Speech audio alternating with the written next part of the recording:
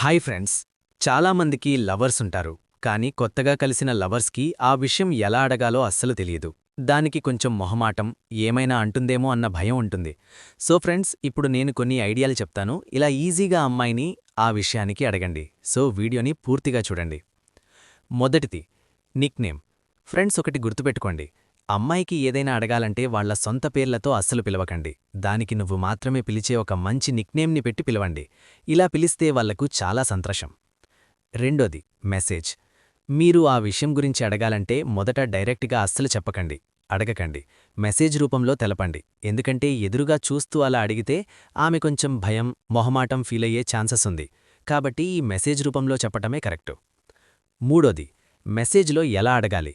మీరు WhatsApp chatting చేస్తున్నప్పుడు అమ్మాయి ఇన్స్టాగ్రామ్లో లేదా ఫేస్బుక్లోకి వెళ్ళి మంచి మంచి పిక్ని తీసుకొని ఆమెకు ఆ పిక్ని సెండ్ చేయండి.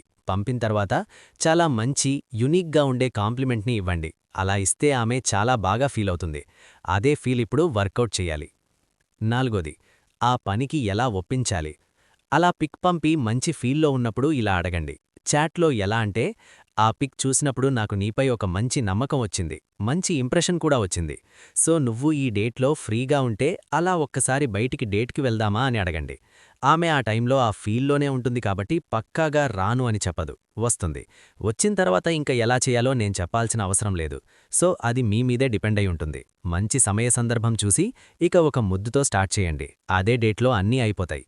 సో ఇది ఫ్రెండ్స్ ఈరోజు వీడియో. వీడియో నచ్చితే లైక్ చేయండి, మా ఛానల్ని సబ్స్క్రైబ్ చేసుకోండి.